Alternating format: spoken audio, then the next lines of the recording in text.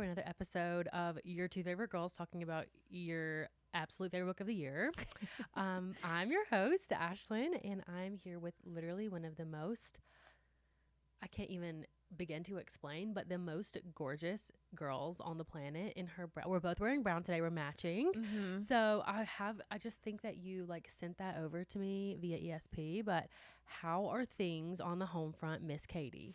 Things are going okay. It's funny because I actually had on this cardigan to record last month, but I had ordered a different shirt on Amazon and we were like about to sit down and record. And I texted Ashley and I was like, my shirt says it's 6 stops away. Like, hopefully it gets here in time for us to record. So, this is actually like a repeat outfit that no one had the fortune of seeing last month. Not a real repeat. Yeah, exactly. So just like it's still fresh to you guys, but I have already worn it. So I actually didn't realize it was a cardigan. Well, in that case, we're both wearing brown cardigans. mm-hmm. It's giving spring transitional piece. Yes. Okay. And speaking of, the weather here has been kind of crazy. Like last week, and it was literally almost 90 degrees. And then this week we dropped so low. Like I think it was like 63 yesterday was the high. So it's been kind of interesting. Like it's like it won't get warm. Like she's really, really struggling to warm up. And okay, well, pump the brakes a little bit. It's April. You don't want it to be 90 degrees from now until September. No. You're totally right. I don't, but like 70s, is that too much to ask? I mean, it's that's true. Mid-April in Alabama. Like we should at least be like consistently in the 70s. So anyway, it is an absolutely gorgeous day today. As soon as we get done recording, I'm going to head over and hang out by the pool, even though it is like 65 degrees, but in the sunshine, like it feels great. So it feels great. Yeah, it's also gorgeous here. The sun has made her appearance in spite of all odds against it. There was like literally a snowstorm 2 weeks ago. Yeah, but ever since then it's been like so pretty. The problem is here though, even like 50s, it's hot because the sun is so, I don't know if it's like we're just like way closer to the sun or there's not as much ozone here because of the pollution, but like seriously, sunscreen on at 50 degrees. Like, oh wow. It's so wild. But my sister came last weekend and I was like walking around. I had like a light sweater and shorts, and she was like, her teeth were chattering. So I think it's just also you just get used to the cold here. Yes. But it's so pretty outside right now, and shout out to that for giving me actually good lighting today. Yes, absolutely. No, you look gorgeous. I love both of our brown cardigans, and yeah. So I don't want to spend like a ton of time on personal catch-ups because we actually have quite a bit of book information to cover this month. But is there anything going on with you that you just feel like sharing with the group? No, my sister visited and we got to see her wedding venue and it was gorgeous. And if you're not invited, like, sucks to suck. It's going to be perfect. It is here in Utah. So it's like a bit, it's kind of like a destination wedding for her. And I'm just so excited about that. But that's all the details I have. We haven't started planning or anything, but I'm ready to start. Yes. Oh my gosh. The videos and photos that you were sending, like, it is just absolutely stunning, and it's going to be so gorgeous in September when everything is like, fully like the wisteria is in bloom and everything. It's going to be gorgeous. The trees will be green. I'm so excited. Yep. So that's kind of all my updates. Outside of that, Susanna and her best friend Hazel had their first trip to the aquarium yesterday. Oh, wow. Well, it wasn't Hazel's. Hazel's the annual pass holder, but this was Susanna's first time, and Hazel showed her around. It was so much fun. Aww. Getting to watch her just like touch all the glass and see all the fish, and it was wild. The place was packed. So Miss Independent trying to run around, she was running straight into people and like into strollers. Oh and God, it was a mess, but we had so much fun. Yes. Anything? I know that we're gonna keep it brief, so I'm done talking. Okay. What about you? Anything? Any news? I don't really have any news. Really, like me personally, the only thing is that I wanted to give a house update that please. my back door to the shock of absolutely no one is still leaking. So now they finally said, you know what we're going to do for it. First of all, I sent an email and I said, I have managed to convince my husband that we need to sell this house. Therefore, you people need to actually fix this door because you're like at this point hindering us from listing the house. Like we can't in good conscience list the house and not disclose that the door still leaks. So they were like, you know what we're going to do for you? We're going to replace the door. And I was like, where was this energy 15 months ago when it leaked for the very first time? Like, think about how much money you've spent now. At this point, you've taken the siding off of my house 3 times, had people come out to paint it. You have repaired the door 6 ways to Sunday, and it still isn't fixed. So now they're like, we're going to replace the door, and they're going to cover our back patio that's above it so that absolutely no moisture can get above the door, which up until this point, I did not want to do that because we have lots of spaces at our house that are already covered, like outdoor spaces. And I wanted a space that was not covered, but I'm like, I don't give a fuck.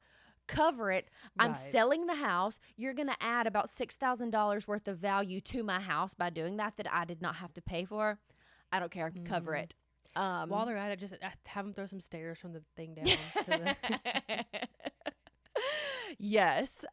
So that's really my update. Hopefully by the next time we record, all of that will be done and my house will be for sale.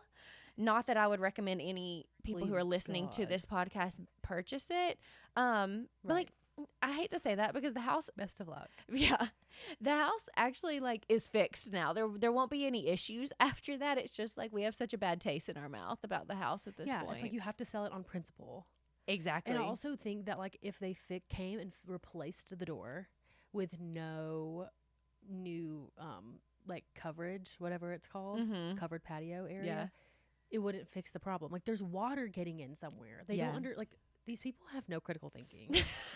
Like you can't come in and keep fixing a door that's wet. The door is wet for a reason. Right.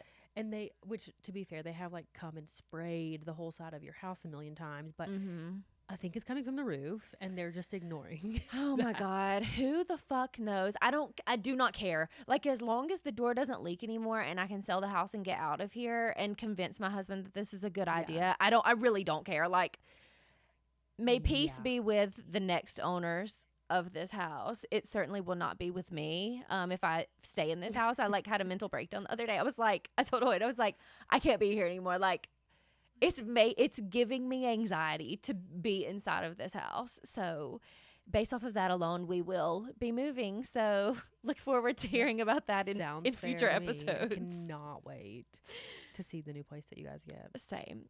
Okay. So that's all I've got on the personal front. Now there is quite a bit to talk about with books. So I'll start with the one that's a little bit, got a little bit more substance.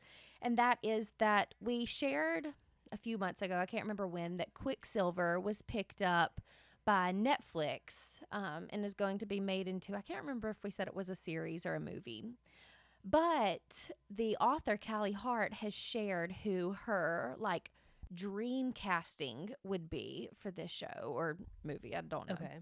So, for Kingfisher, she said Aaron Taylor Johnson, he was Tom Ryder in the Fall Guy movie, which I watched for research purposes. And he also played Pietro Maximoff in the Marvel universe. He was Wanda's brother. This is my first encounter with him, so I haven't seen him, in the flesh, in the motion picture. I don't know that I agree, but okay. So in the movies that I've seen him in, or like, because I've watched all the Marvel movies and then I watched The Fall Guy. At first I was like, I really like him not seeing it. Let me tell you, the man has a body on him. I mean, oh, okay, let's look for that. Body, yaddy, yaddy. Like in that regard, yes. Aaron Taylor Johnson, body, yaddy, yaddy. I could see it. You give him like longer hair, and then I was looking up his height because I'm pretty sure Kingfisher's like 7 feet tall. Yeah, the man's got a body. He sure does. So I think in that regard, he could pull it off. It's just he needs to be like significantly taller than the female main character. So I don't know, but and this obviously is all like speculatory. I don't think that any of these people Is like his are wife really old? apparently yes. Like if you because I searched him and it's like, what is the age difference between Aaron Taylor Johnson and his wife? I mean, she looks like actually old. Let's see. What? She's 56. He's 33. She directed 50 Shades of Grey. Okay. Wait, she's 56. Good for that girl. Wait, is that what you He's said? 33. Mhm. He's 33. So that is a significant age gap then. Yeah, that's mother son. But Literally. I'm not going to yuck his yum. She's got a body on her too. Okay, well, happy for them. So that's who she wanted to play Kingfisher. And then for Saris, she said Eve Hewson, who I've never heard of or seen before. She plays Becca in Bad Sisters, Amelia in The Perfect Couple, which I feel like probably a lot of people have watched because it was based off of, I think, an Ellen Hildebrand book. And then she also played Adele in Behind Her Eyes, which I've not seen any of these, but I'm pretty sure my husband watched Behind Her Eyes. Are you familiar with this woman? No, I'm looking her up now. I had to look up how to spell her last name because the first time I did it, I didn't do it correctly. Oh, this could work. This is the exact face. Oh, okay. Okay. Maybe I should look her up Like myself. big. Here, I can show this. Okay. She has like these big, like, I forgot what these eyes are called, where they're like kind of sad looking. Oh my god, I have such a glare. Okay. Herself. Yeah, I can see that. I think that this would be an okay choice. She looks a little old, but that's otherwise I think it fits. Yeah, I just am curious how Callie Hart came about these people because like I don't know these people, so I don't know how she decided that this is who she wanted to play these characters, except for the last person who she revealed would be like her dream cast would be for KJ Appa to play My god. Carrion. Can we please stop giving this guy roles? No offense. Like, he's insane. Okay, this is the thing. I looked it up because I obviously was like doing research to see what all these people had played in.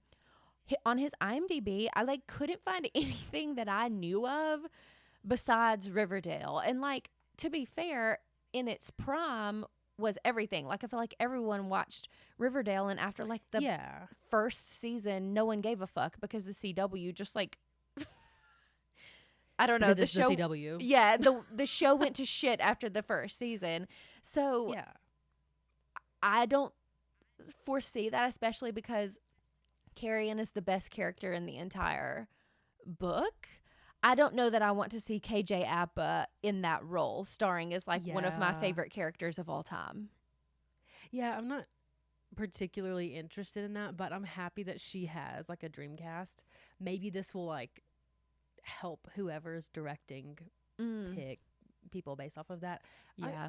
I want to like reiterate something that we keep saying is whenever you have a new series like this that has like a built-in fan base and we all are so excited to see it, pick people that don't have roles in things that are already popular. Like they don't need to already have an association with a show or like a movie that everyone knows. Agreed. I feel like the guy and the girl don't have that. The Aaron Taylor Johnson and Eve Hewson, they seem kind of obscure, which I wonder if that's what she was looking for. But the KJ Appa of it all is interesting. And it's like just because he played a redheaded character one time does not mean that he should then play your redheaded character. A redheaded character with black eyebrows, like lest we not forget. No, like the man's hair is not red in real life. So I don't know. That one just feels a little weird to me. But like I'm just going into this thinking he probably isn't going to be Carrion. So I'm not going to get too up in arms about this. Yeah. So yeah, no, but otherwise I think this is interesting. Mm-hmm. I can't remember how old these characters are, but I think they were like 25-ish. Yeah. Yeah. And it seems like the people that she has cast, like fan cast, are around that age. Yeah, and I feel like in every casting, like you tend to cast a bit older just so the people like seem I don't know, more relatable or more intelligent. I don't know. I feel like every show Maybe. casts a little bit older. So I do think that age-wise these people could work, especially I was kind of shocked to hear that Aaron Taylor Johnson is 33 just because of like the roles that I've seen him in. He just feels older than that to me, but still, I guess it could work. Okay. Our next piece of book news is some unfortunate news. So, book 2 of When the Moon Hatched, which is called Ballad of Falling Dragons, has been pushed to 2026 for publication. Previously, I think it was like October or something. Yeah, I'm pretty sure we had it slated for November of this year, so that means it must have been, published date October. Knife to the fucking heart. I am so upset. And remind me, has she said like a month of 2026, or has she just said indefinitely moved to 2026? Yeah, so last I checked, which to be fair was like maybe 3 weeks ago, it just said 2026. So if she has announced a new publication date, I'm not aware of it. But unfortunately, yeah, hopefully it would be like early 2026 and she wouldn't push too far. But I feel like this happens all the time. Authors push and it ends up being literally a year later. Like, think they just can't get the shit in order in time to actually put the book out. Yeah. I mean, as someone who's literally never written a book, I can't sit here and say that I know any part of what all goes into it, but I feel like better to push it back than to release a piece of shit. Yes. Looking at you, Rebecca Yaros. Mm-hmm. And have us all like rush to go buy it, pre-order it, everything, and then it literally be the worst piece of literature in years. Yes, I completely agree. So I hate this for her, and I'm sure like that sucks to have a book that did so well, announce book 2, have people be so excited about it, like you have a date, and then to have to tell all of these people who loved your book, like, sorry, it's not going to be out when I said it was out. I feel really bad for her having to do that. But like you said, I would rather it be pushed and be like an actual good work of art than just be some I definitely shit. feel like she probably was more upset than I am, that it got pushed back. But honestly, I think it'll be the right move in the long run. Yep. I completely agree. So we'll see. And obviously we'll keep you guys abreast on any news that comes forward. Updates. Yes. Okay. Monthly. So like, don't expect us to like, I think that's the hard part about having a monthly podcast is that by the time we get to sit down and talk about things, they've been, already hashed out on Book Talk for weeks. And like every single time we release an episode, a big piece of news comes out the next week. Literally. And so then we have to wait 3 or 4 weeks to even talk about it. Right. So yeah, you're just going to keep having to get these like monthly updates that are pretty long. And then just wait around for the rest of the news. But the last thing that Katie wants to talk about is Elsie Silver. Yes. So she just had a book, Wild Side, come out on March 4th. And now she has announced the book Wild Card is going to be released on September 9th.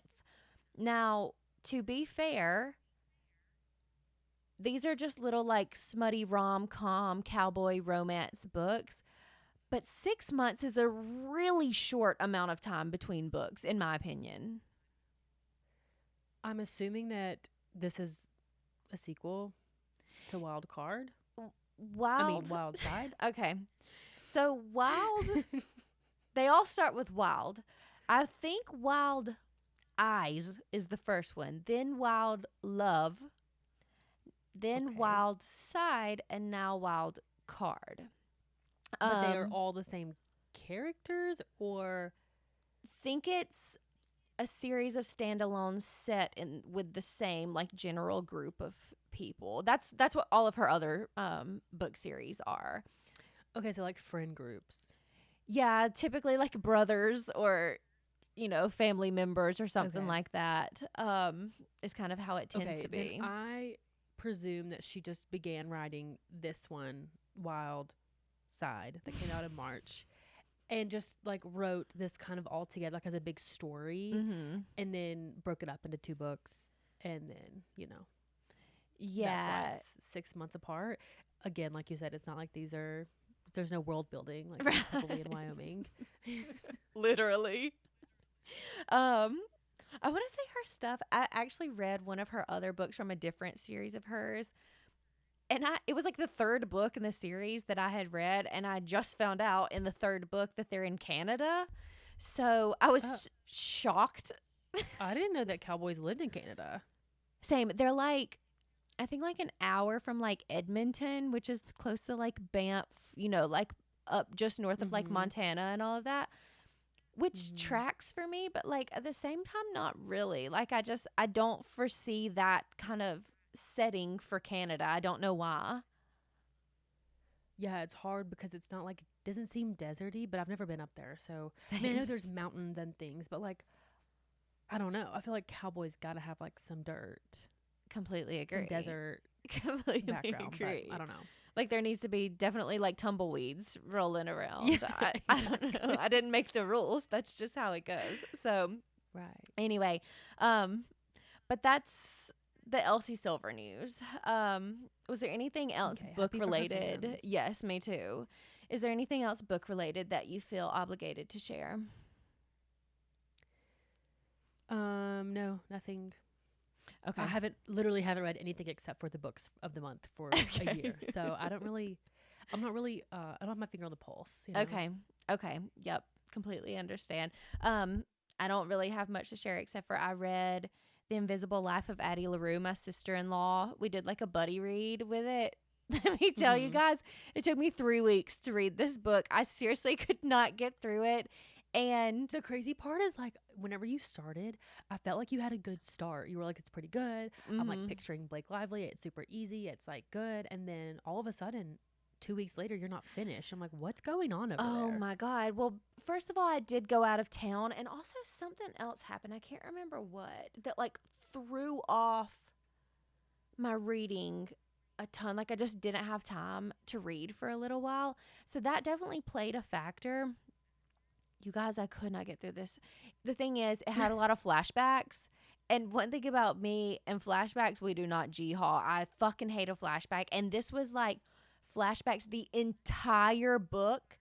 Finally, at like 90%, I was like, oh, this is good. And then it like didn't end the way that I wanted it to. Oh, So I don't know. I hate to say that it's a bad book, but like it's not for girls like me who just want like the happy ending.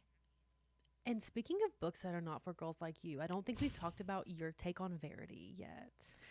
Oh my God. Okay. No, I need to, and that I'm glad that you brought this up because I read Verity. Everyone says like it's a really good book. They're making the movie about it, so I wanted to be able to compare. I love Dakota Johnson, so I was really excited about it. I read the book, and throughout it, I was like invested. I'm intrigued. Right? It's getting my heart rate up. Okay, I'm Hmm. into the story. Wait, is this like one of your first psychological thriller books? Because it was mine. Yes, yes. So Okay. I think I had read one other before this one. Um, I'm reading it, and this is about to be like spoilery, so I'm sorry. Just skip ahead if you need to.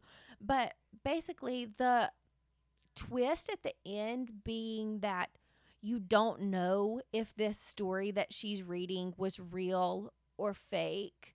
When I thought that literally the entire time, like she's taken all of this at face value, but what if she's just like made this story up? I was already thinking that. So then at the end, it kind of fucks you up because you're like, she wrote this letter and now it's almost kind of like manipulating you a little bit. But I already thought that. Like I still think that Verity's a piece of shit for faking her being like not able to speak or move or like do anything. Still think that's awful, but if she didn't really do all those things, I don't necessarily think she's a bad person for that. And I just wasn't thrilled with the reading experience. However, the further away I get from reading Verity, I'm like, I think I might have enjoyed the book. Yeah. So here's the thing about Katie is I don't think that she's cut out for doing something that everyone has already done and has an opinion on, because then Mhm. she's like this is about to be the best reading experience Yeah. I'm ever going to have. It's going to be great. It's going to end exactly how I want it to. Like, everyone loves it. But that's not why people loved it. People didn't love it because it was like going exactly how they had planned and like Right. everything. I think people loved it, especially, this is my own personal opinion, like, I was fucked up from it. I was seriously like, what just happened? Because at the end, you're like questioning everything. Because, of course, like, while you're reading the book, there's all of these things that happen that you're like, did that really happen? Is that really how that happened?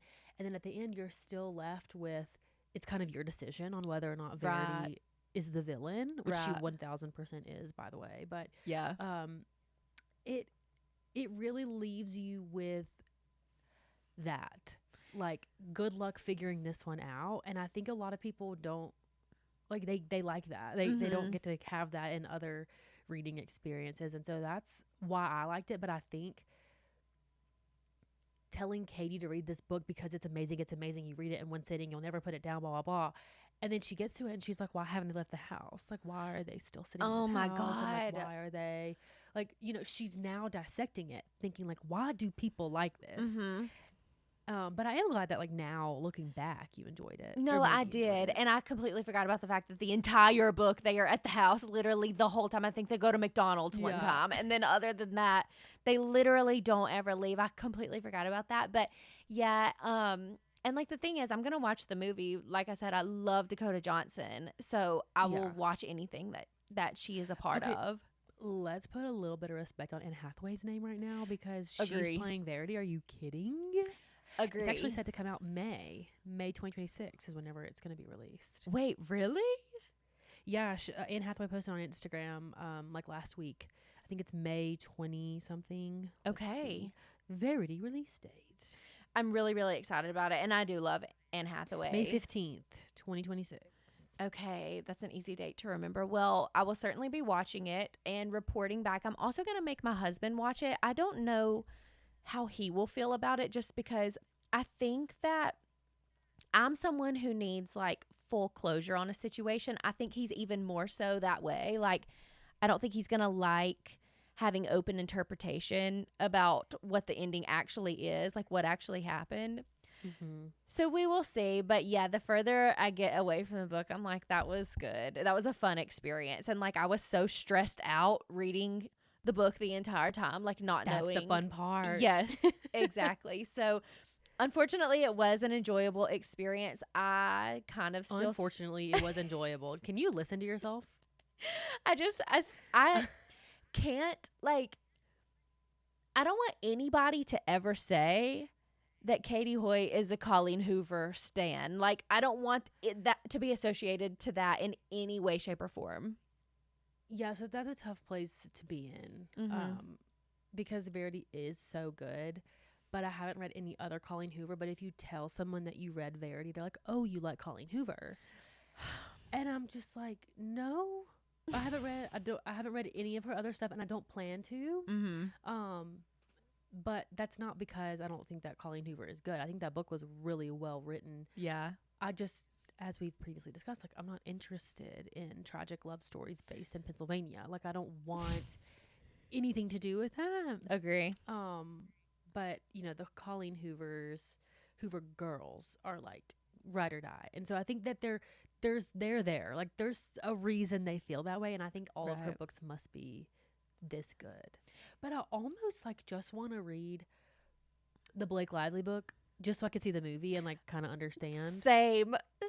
But my friends that have seen the movie without reading the book say that the movie is like horrible, like extremely bad.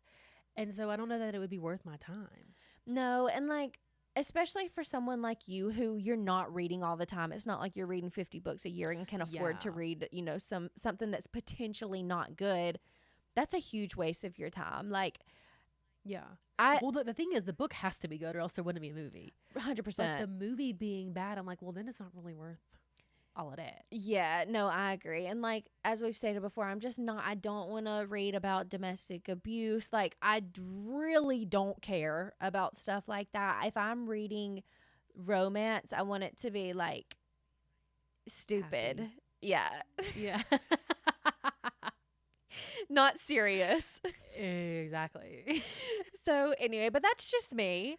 Okay, I think we're like 30 minutes in. We got to get this show on the road. So Okay. today we are here to discuss Sunrise on the Reaping by Suzanne Collins. This book was one that Ashlyn was desperate for us to read, and Oh my God, dying. she talked me into it.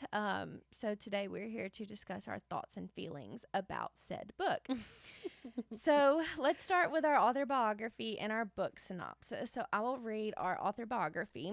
This book is written by Suzanne Collins, born in Hartford, Connecticut. Oh, let me just say something. Her autobiography, good luck finding something concise. The way she literally wrote her life story, I've pared it down. But really, no one cares that much about you, Suzanne. Like, you need to get a grip. Okay. Suzanne Collins, born in Hartford, Connecticut, is an American author and screenwriter best known for the immensely popular Hunger Games series of young adult novels. Because her father was a career officer in the U.S. Air Force, the family moved frequently, and she spent time in Indiana and Belgium before graduating from high school in Birmingham, Alabama. Did you know that? What? Mm-hmm. I looked it up. She went to Where do you think she went? I looked it up. No, she went to like a performing arts school somewhere in Birmingham. What? Didn't even know that existed here, but alas. Okay, in the 1990s, she wrote primarily for television, first for the short-lived sitcom Hi Honey, I'm Home, and then for several youth-oriented series such as Clarissa Explains It All on the Nickelodeon network. She later served as the head writer of the PBS animated children's show Clifford's Puppy Days. The film adaptation of The Hunger Games, for which Collins wrote shut up. I know. No, Nobody gives a fuck. This was literally like you had to scroll like 8 times to get to the bottom of her biography.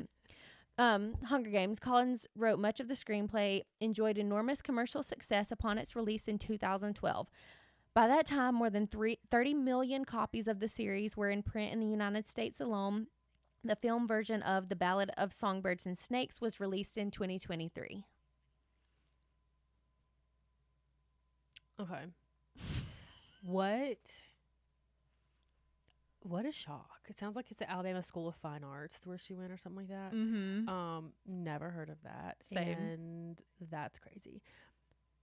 Cool that she's from Alabama. Don't give a fuck about Nickelodeon or Clifford. And how is it that you literally, like, your success was built on the backbone of this series and it gets one little line in your whole biography? So crazy. Literally half of her biography was like all these children's shows that she was a part of. And like, babe, no one knows or cares about that at all. You had a series that had everyone in across the world, like, in its grip. Like, we were literally waiting with bated breath for the next. You had a song literally composed for this whole show and sung by Lorde. Like, literally, like, what the fuck are you talking about? Clifford. Like, I have never been sitting around thinking, I wonder who the head writer for Clifford's Puppy Days was, and looking up Suzanne Collins because of that. Never. Not even one time. No one's Googling for that. Like, it's been 15 years. You are still writing books and making movies about this series, but you don't bring it up until the very last sentence. It's really crazy. I don't know. But she seems like an interesting person. Yeah. Okay. So let's move on to the book synopsis.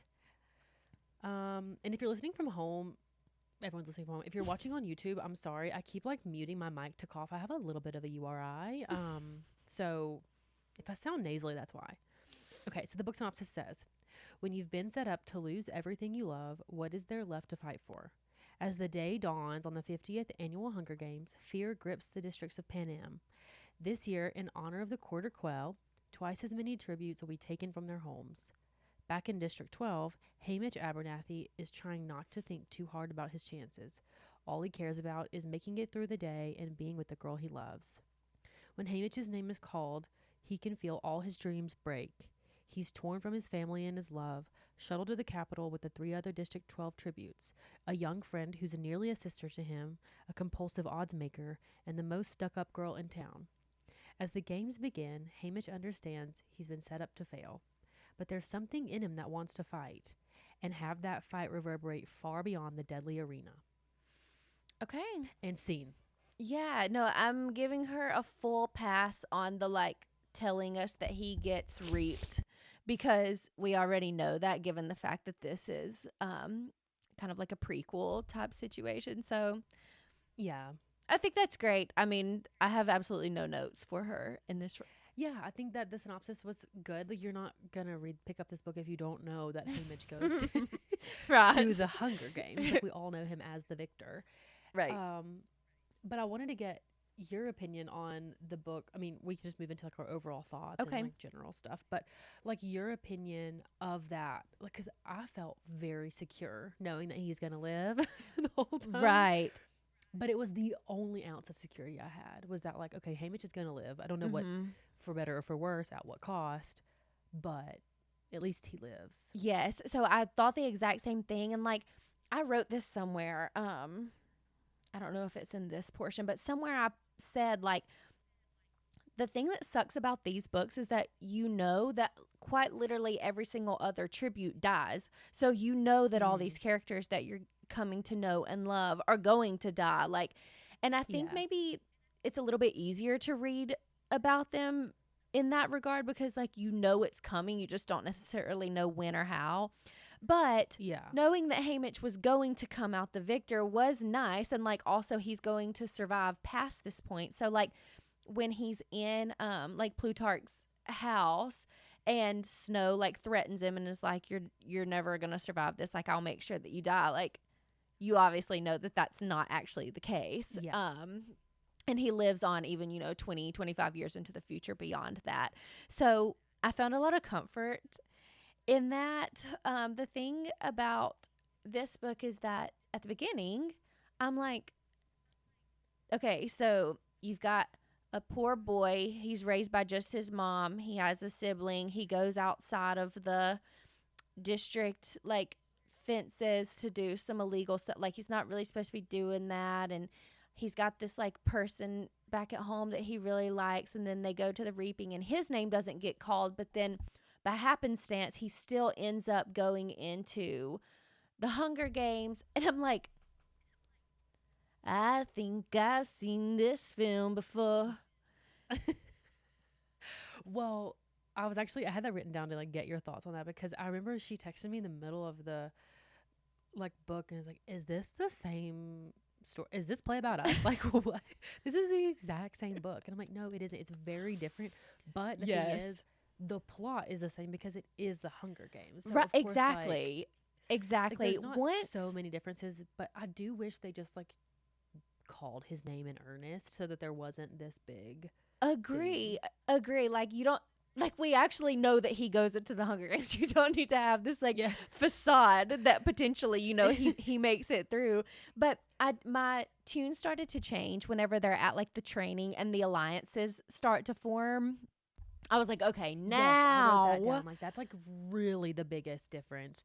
From which, I mean, obviously there's like these small differences because it is like back in the day, and there's, the train is different. They're not in the same setup for like the whatever it's called, like the training and everything is very different, just because it's not so advanced and so in the future as Katniss is. But that is like the really big difference, is when the newcomers really start to form an alliance against the careers. That's kind of where everything takes a big turn. And that was literally, I was like, okay, people are actually going to have friends in this game. It's not going to be like every man for himself. Yes, like you don't have to be so on edge about everything. But one of my other thoughts, and I think that this is good because, again, this is my first time reading the book. I've only like seen the movies up until this point. So this is my first like foray into actually reading the stories before seeing them on screen. But what I liked a lot is that because you're reading them and you're not like getting the visuals of seeing things play out, it's not as gory. Like the movies are really like kind of sickening to me anyway. and like disturbing just because you see like people actually killing people. And I enjoyed it for like that reason alone. But like obviously the book is always going to be better than the movie, like for so many other reasons. But some of the other things that I pointed out were, I feel like the ignorance and like the stupidity of the people from the Capitol actually comes off humorous when you're reading it in the books, whereas I feel like in the movie it almost comes off like sinister to me. Like, Yeah. does that make sense? I just feel like, because I've always like thought of them as literally horrible human beings, because I mean they are. right, But like the books really remind you that they don't know any better. They don't know any right. different. They're just like these people that are being led around. No, yeah, you they're know, just victims of the propaganda. Right. And they don't have any reason to question it because they've grown up, you know, in very secure homes, and they don't like they gain so much from the Capitol that they're like, why wouldn't we believe them? Yep, So exactly. it's really interesting, the insider scoop on the Capitol. Yes, no, I really, really enjoyed it. And then the last kind of like thing that I have to say about that is my only issue is I don't like reading from such a young character's point of view. Like, I think that she did a really good job writing Haymitch and writing someone that age and from someone's point of view who's like from District 12 and like just kind of their way of life. I think she did a good job. I just don't enjoy it. Like, I just like reading from a more mature point of view. Yeah. I also feel like she does such a good job of making it in his voice. Yes. Like the way they say certain things in the scene, and the way that they like process ideas and things, but it's really hard for me to get on that level because it is like he literally hunts for his food, and like his family is like literally poor. I don't know. Like it's really hard for me to get behind it, and the way that they say stuff is like so old. Yes. Is old the right word? But like, you know, like almost old English. It's weird. Yes. No, I completely agree. That's like exactly what I'm talking about. I just feel like she gave a lot of personality. Like there's a lot of sentences even that have exclamation points, which like I'm not a huge fan of, but it just works in this instance. Like that's what a 16-year-old boy who grew up in the same talks like. It just really fit for him, I felt like. Yeah. And I remember thinking initially like she'd be like, okay, he'd be like, okay, fine, then this, you know, and like but talking to himself, and I was like, this feels like it's kind of breaking the fourth wall, but I don't think that's what it was supposed to be. I think it's like him like talking to himself. Yes. Like getting himself hyped up, or like, you know, talking himself down from certain things. It was really interesting trying to get into the mind of Haymitch. Yes, absolutely. And I think this might be my first book from a like strictly male point of view. I'm pretty sure. I don't think I've ever read one. Oh, that's an interesting thought. This might be mine too now that I'm thinking about it. Was Ballad Harry of Potter. Oh yeah. Oh yeah. Okay, well, in like adulthood, did you read the Harry Potter books as a child? I read them in college. Okay, well, never mind then. Okay, my last like overall thought, and this one's a little bit less like intense. I love the names, and this is the only series that the author can get away with having like crazy names for the characters that I absolutely love it. I think because the character names are still like easy to pronounce to me, like you can read it and phonetically know how it sounds. I don't know why, like I love it. That's funny. Like are you talking about like all of the names, like District 1 and everybody? Or are you talking about like Maisley and like Lenore Dove and like every single one of them? Yeah. Yeah. That's what I really liked about the Hunger Games, and I wish that she had kind of gone about the beginning of the book as if we didn't remember, because a lot of us don't remember. Like I don't remember what all the districts roles are, because there's like the mining district obviously is 12, and they have like normal, you know, like names that are like names, and then you have District 1 that's like Carrot, right, and then District 3 that's like they're all techie, so they're like Ampert and all this stuff, where it's like I needed to remember like what they were, because there was that one district that's like hunting, and then it was like the guy's name was Buck or whatever. Yeah. So that would have been really good context to just have a good reminder. But I think the names really help the districts kind of stay in like little clumps, like separately in my mind. Yep, I completely agree. No, I really She does really such like a good that. job picking what people of District 1 and 2 would literally name their kids. No, I really really enjoy it, and like that's something that in other books I cannot stand. I hate when people like make up these fantasy names, but I don't know why it just works for her. Maybe it's because it's not really, it's still set like in America kind of, you know. So I enjoy it. Did you have any other overall thoughts? Sorry, I kind of really just like bulldozed through my overall thoughts. No, it's okay. It's okay. I seriously loved the tie-ins with all the other books, like Burdock Everdeen is Katniss's dad, and then Effie Trinket comes in, like we get to see the beginning of her, and then like the evolution of the games is also really interesting to me, because I read the other one where it's like game 10 and then versus Katniss, and this is like somewhere, it's like kind of closer to Katniss's games, but it's somewhere along the middle. So just getting to see that evolution was like, seriously, I'm obsessed with it. Yeah. Same. And then the Covey. So the Covey was such a big part of the Ballad of Songbirds and Snakes. And Tam Amber and Clark Carmine, they are still Clark Carmine. I always get that mixed up, but they are Lucy Greybaird's best friends. So they're still alive in this game. That's why they're older.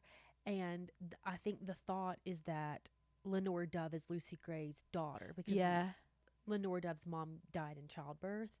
And Tam Amber and Clark Carmine were her best friends. So I think that because her last name is Baird. Lenore's. Right. And Lucy Gray and Dove, which is like kind of a grayish color. That feels right to me. I was thinking the same thing as well. Yeah.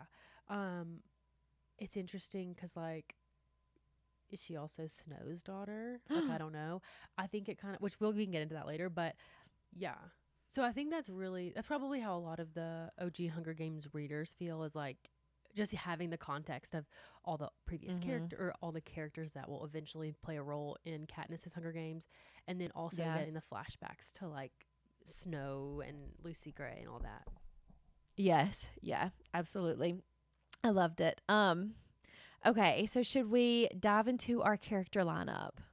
Yeah. So the first one I have up is Haymitch, obviously, our main character. What did you think? I mean, we already a little bit talked about it, but what did you think of his character as a whole? So I really, really enjoyed his character. Like, I love young Haymitch, especially because it's such a vast difference to like the Haymitch of Katniss's era, especially in the beginning when he's just like a drunk, which I wrote down too, that I loved. He kept saying like, I'm not a big drinker myself. And like knowing what we know about him, like in more present day. But one thing that I really, really liked about Haymitch at the beginning, like in District 12, he wasn't like a complainer. He wasn't like, life in the seam is so hard. He just woke up and he went to work and he did his chores and did all of his stuff and was just like, this is his life. And it seems like he was like relatively happy, which I feel like is maybe like a hot take for the rest of District 12. Yeah, I agree. I felt like he didn't really need an escape or like an outlet. Like there was no like reason that he wanted to leave the district or anything like that. He wasn't that upset. That's what's so crazy for his story and the turnaround, is like he really wasn't that big of a rebel heart to begin with. And then he goes through all of this and realizes like how shitty the districts really have it compared to the capital. And so that is just like the biggest turnaround. But I just can't express the amount of pity I have for Haymitch. Like the balls it took for him to go and like make it a stand and, you know, basically risk all of his friends' lives to paint his poster or whatever they kept saying. Yeah. And make a stand against the Capitol, for it to all basically be edited away and pretend like it didn't happen. And then for him to like be like, you know what? It's okay. I'm going home. And then have all of that taken away from him in 24 hours. I was No. really fucked up. Oh my God, I literally wrote, I'd be fucked up too if they burned my family alive after I went through all of that. Like, especially because he didn't think he was going to make it out, which, like, I kind of had an issue with. Like, at the end, he's like, well, I'll just kill off, I forgot, the girl from District 1. And then, like, I think her name was Welly, the, like, one of the third girl that was, like, still in there. I'll just let her win. And I was like, stop accepting your fate. Like, yeah. Well, Snow told do him that he something was about gonna it. die, and it's not very often Right. that Snow doesn't follow through on his threat. Totally. Literally Totally. ever. I was And- getting so irritated by it. I was like, stop. Like, just kill. You could kill Welly in the blink of an eye. Not that he wanted to, but, like, she was a really easy target. And then the other girl, like, he could just figure out a way to take care of her. But I too was like, at first I was like, okay, this blowing up the bladder or whatever, the damn, I forgot, the reservoir, is all for nothing. Like, it didn't even matter at the end of the day because Yeah. it didn't end the games. And then it's like, yeah, because you find out at the end that it was never going to matter anyway. Regardless, they were going to change the narrative of Yeah. what actually happened. So, Yeah. It's really crazy because, like, I guess realistically, we knew that was going to happen because the games don't end. They keep happening. We know we're going to see him later with Katniss's games. But to be faced with it, to have to brave that head on, like, I was not prepared. I was so upset, like, at every turn, like, because it just felt like everything he did was for nothing. And if he, you know, truly, if he would have just gone and won the games on his own, like, without any sort of, like, mischief with, you know, the bladder and the force field and all that, they may have just let him go home and, like, have his family. But even then, who knows? Because Snow was already mad at him for certain things, and they had already, like, targeted Lenora Dove, and they had already threatened him. So I'm like, at that point, what do you have to lose? He's already going to kill your family. Right. Exactly. No. And then, like, it's like, in hindsight, he's probably kicking himself, like, why did I do any of that? Like, I actually ruined my own life by thinking that I was going to, like, really make this statement. It didn't matter anyway, which is, like, the most devastating part of this entire book. One of the other things that I wrote, like, at the beginning, he gets the pack with all the food, and then Lulu stumbles upon him, and he's like, here, eat my food. And then, like, Ampert comes and he's like, here, eat my food. I'm like, stop. What? He's like, I had, I don't know, 2 potatoes and an apple and 3 eggs. I'm like, why? Like, why? Be a little hungry. I just felt like it was stressing me out, the fact that he kept giving away and eating all of his food with, like, no plans of securing any more. I know. He kept saying, like, well, my sponsors will just send me something. I'm like, baby, you don't know that you're going to have sponsors. Let's save the egg. Let's save the apple. Like, I get that he's starving and he needs the food to carry on. But he seriously ate it all in the first 2 days. Which is not, I guess, maybe, yeah, because he started getting sponsors and then he was, like, saving some. But that was stressful.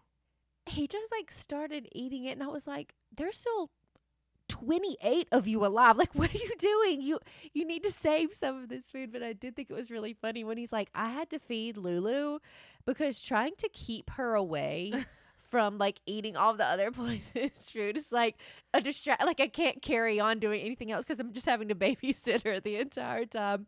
I thought that was funny. But yeah, I liked that the whole dynamic with him and the other tributes. But I realized he's the only smart one. Like, he knew when they gave him a 1 that they were targeting him. So he was like, please, like, don't come near me. But nevertheless, everyone kept coming near him and paying the price. Yeah, exactly. No, it was really, like, breaking my heart. And every time he would meet up with somebody, I was, like, excited because, oh, he's got someone with him. He's got, like, a partner, except for Lulu. She's obviously just, like, a hindrance to this entire operation. But, like, when he meets up with Ampert, I'm like, thank God, like, he's got somebody, like, a I don't know, just someone to be there with him. Then he meets up with Maisily, and No, at the point, it at was that point, like, great. stop meeting up. Stop letting them meet up with you. Yes, exactly. You're Because like you're basically like offering these people up. yeah, you're leading them to their own demise. Yeah. Yeah, it was And like really, we really didn't. There difficult. was not any other instance that we really saw like the mutts or the mutations come up, Uh-huh. except for whenever his friends were getting killed for being friends with him. Literally. Literally, it was like that was the only plan of attack, was like to use them just to kill off anybody Yeah. who came close to him.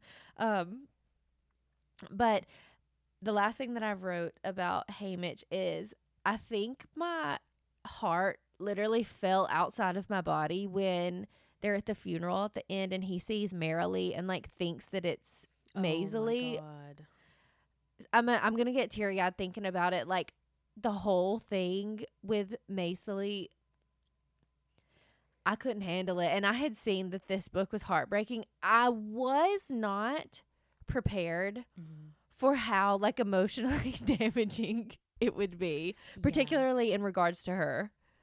Yeah. So I finished yesterday morning and I had like 100 pages left in the morning when I sat down to finish. Talk about the hardest 100 pages of my life. Like, they're all dying. Like, where I had started off was when he set the bomb off. So after that, it was just pain. Like, literally, like, they tortured Mags. Are you kidding?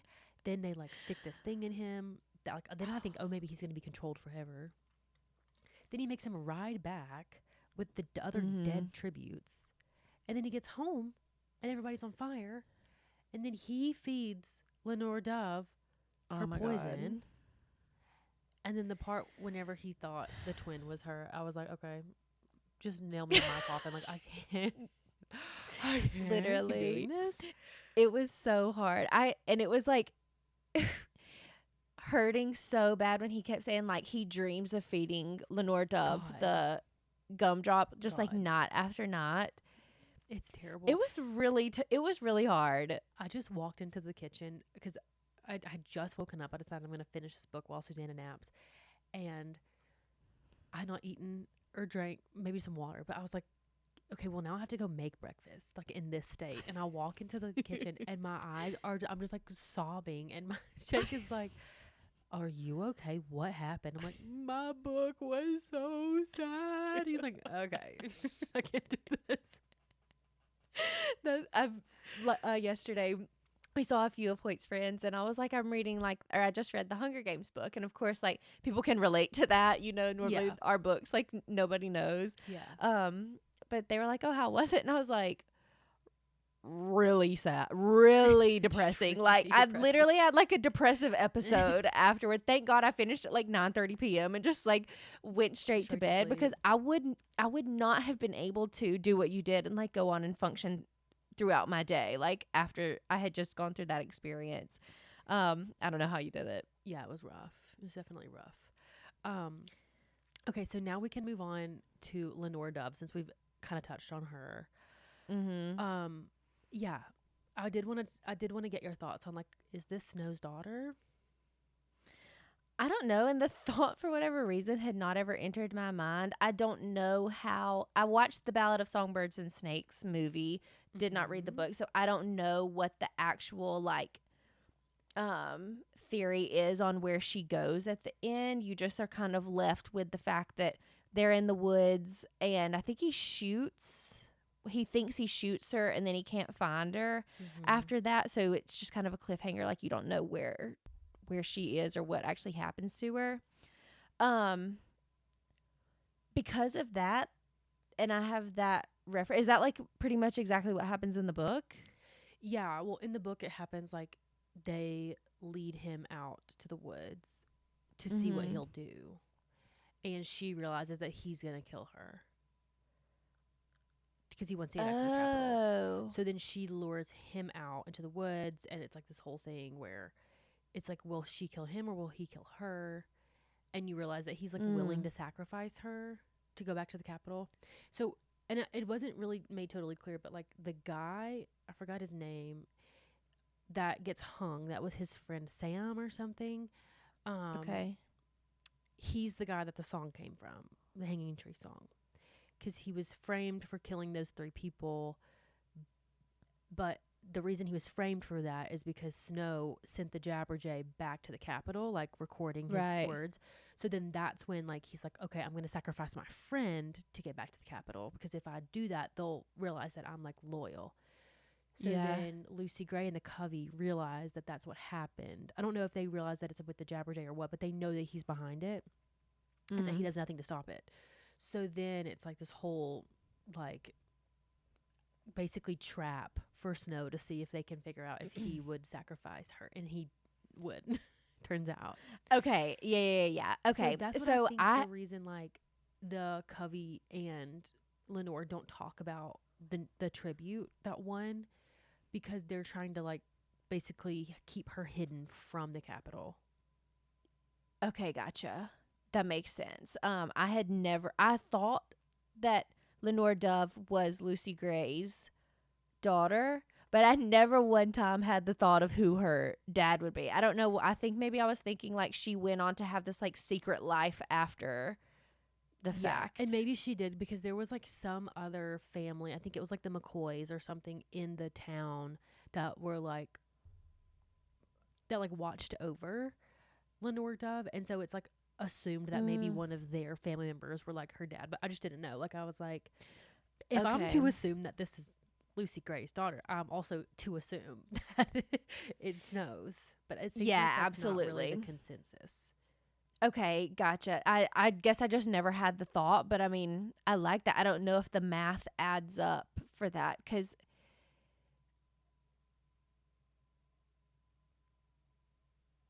yeah, probably not, because Lucy Gray was the 10th Hunger Games. Mm-hmm. And that all happened like the year after. So Yeah, that would be, they'd be too old. yeah. So I think Lucy Gray probably just went on to lead a different life after that, and who even knows if we'll ever find out the answer to that question. That but, sits well okay, with for me, though, that it's not his daughter. Yeah, same. Lenore Dove, I just feel like he's like, I mean, she is like his little girlfriend, is how I felt about her the entire time. Yeah.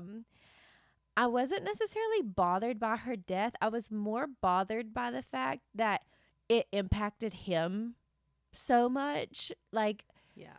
I hated it for him, but also I was like, you're 16. Like, don't get me wrong, that's devastating if your girlfriend dies and like you're in love with her or whatever. But I just can't relate to loving my 16-year-old boyfriend that much. My God. Crazy. But this is the scene. Like, you know, they don't live that long. They're coal miners. But Right. I feel the same way as you. Not because I can't imagine loving my 16-year-old boyfriend forever, but because we didn't really see enough of her to make an impact at the beginning. Like, we saw her, we knew she was kind of a rebel. We knew she's Covey. We knew she's free-spirited. That's kind of it. Like, we really didn't get to see their relationship or anything.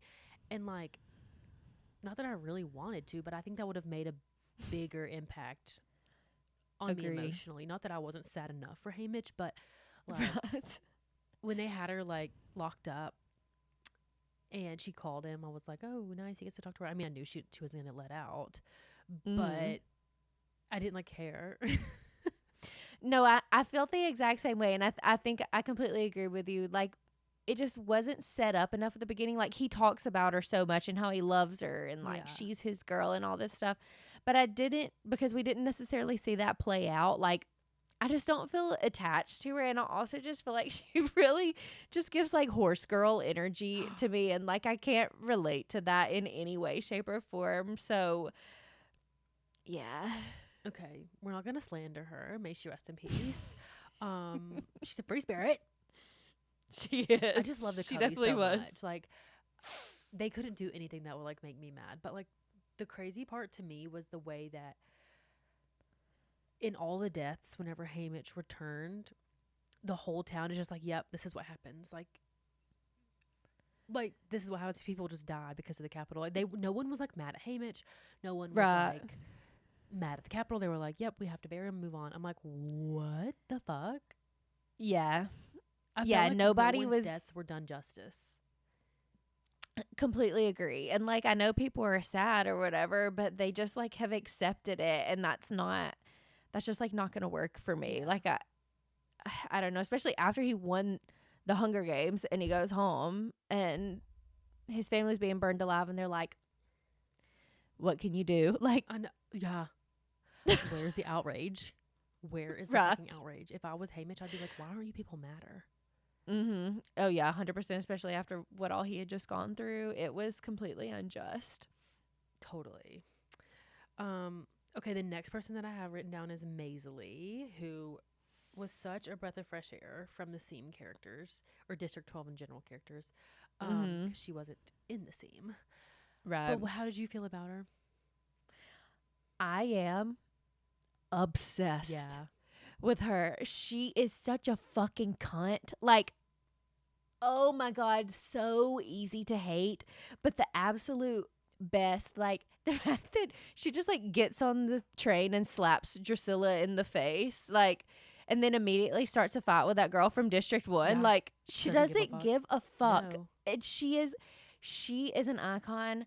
Absolutely love her. I'm genuinely so scared of her. I would simply never make eye contact with this girl. Like, absolutely never. I just love how judgy May she is. rest. Like, it doesn't matter who she's talking to. Like, she's judging them. And, like, she was raised to believe that she is the best of the best. Mhm. I agree. Like, I don't have any qualms with that. Like, I think that she is the best. I think that she should still feel that way.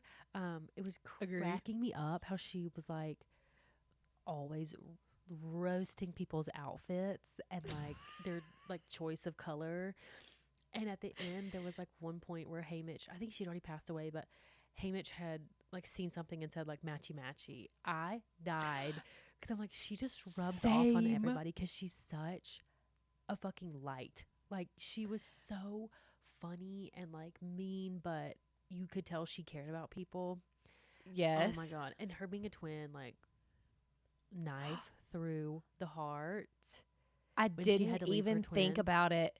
It sucked. Oh my God. Yeah, I'm sure that was really tough for you. Especially It was given the really fact that tough. you had just departed from your twin like a few days prior. Yeah.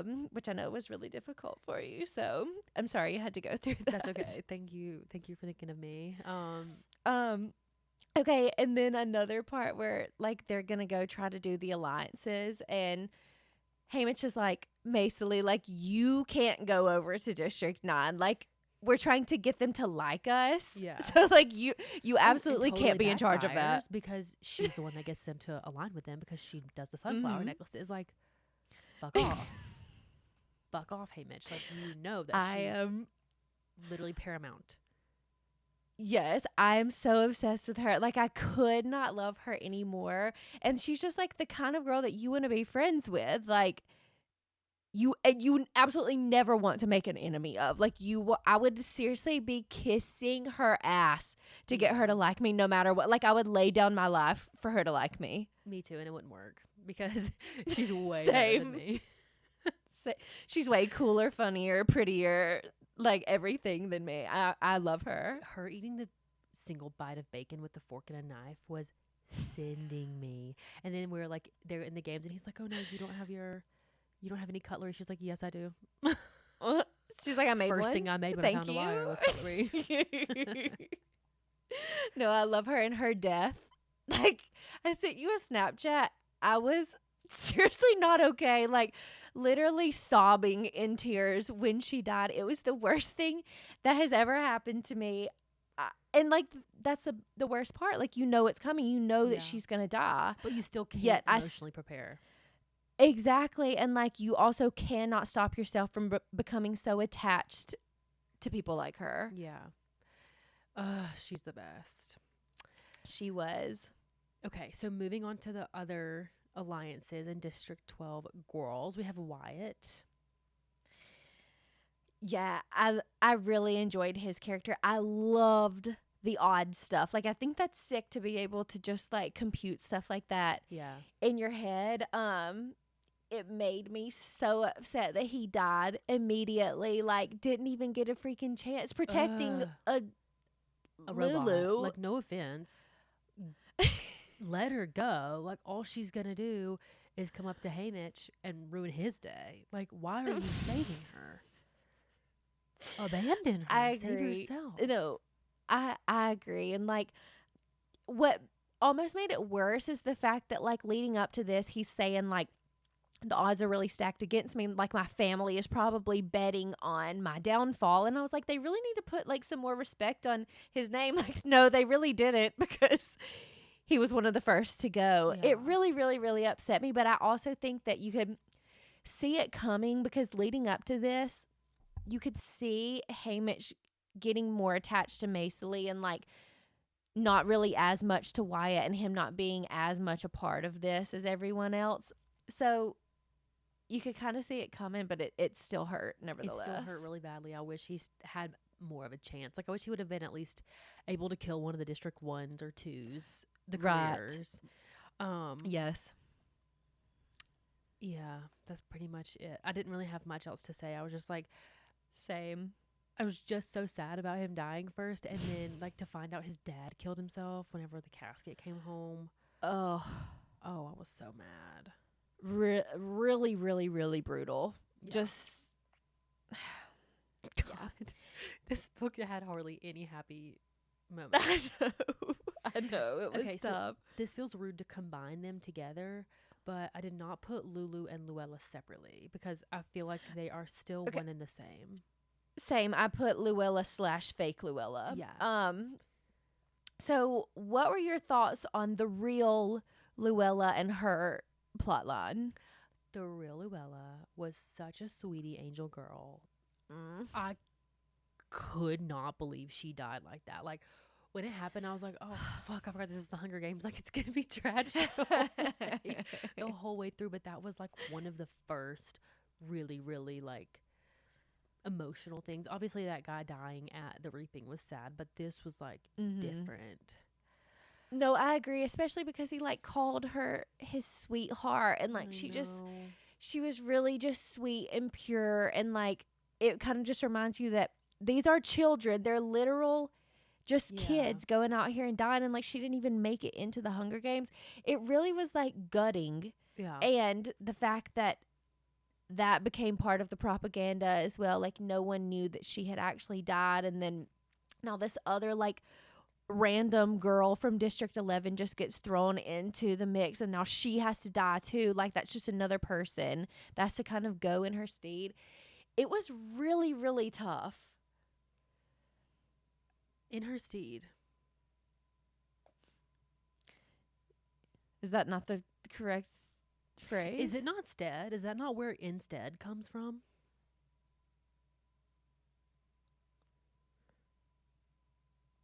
I have no idea.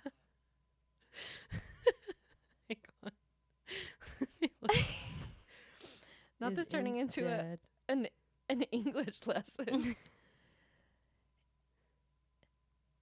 Have I only read In Her Steed? Probably. That's crazy.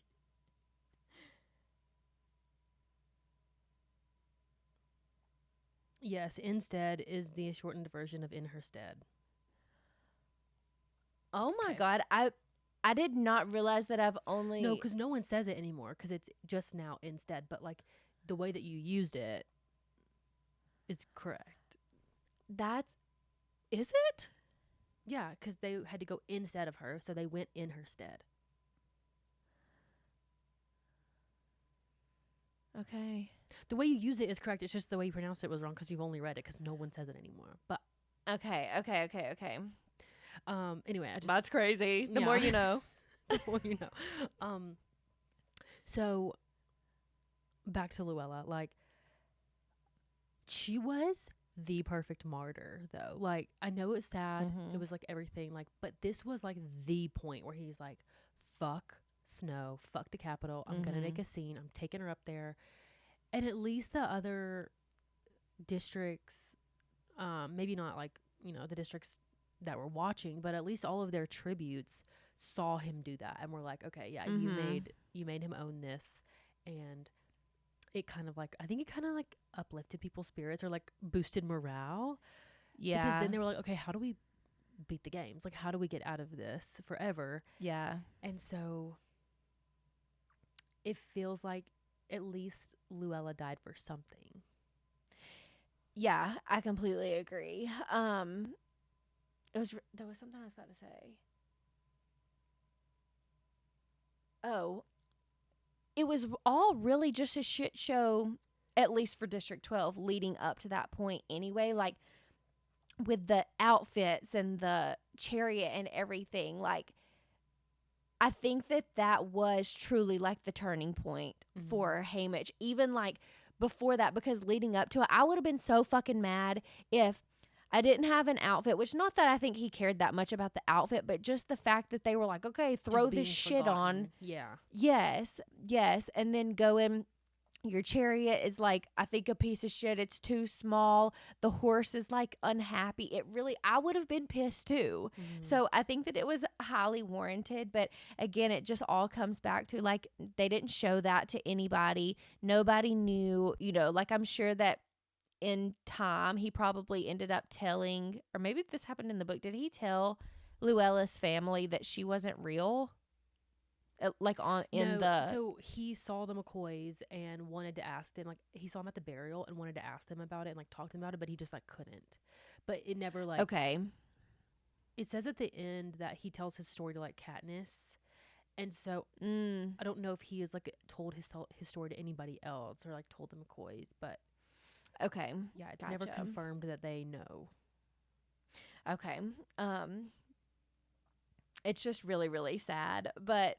Okay, so moving to now fake Luella. I literally thought, at first I was like, this is crazy. Like, this girl is probably going to try to sabotage them, whatever. No, like, she ended up actually being kind of like a point of humor in the book, even though it's like incredibly really sad. Like fucked up. Yeah. But I do think that she was funny. And then when like, the first night, he gets poisoned and he's hiding in the bushes and she's just like, find Haymitch, and just grabs him by his feet and pulls him out of the bush. I really thought that it was funny. And like when she died, I wasn't really that sad. So in that regard, I was happy to like have one less tribute that I didn't necessarily care that much about or like have feelings toward, but still contributed to the storyline. Yes, I totally agree. Like I had it written down for my hot take. Like I was really happy when she died because I just needed this girl to be out of her misery.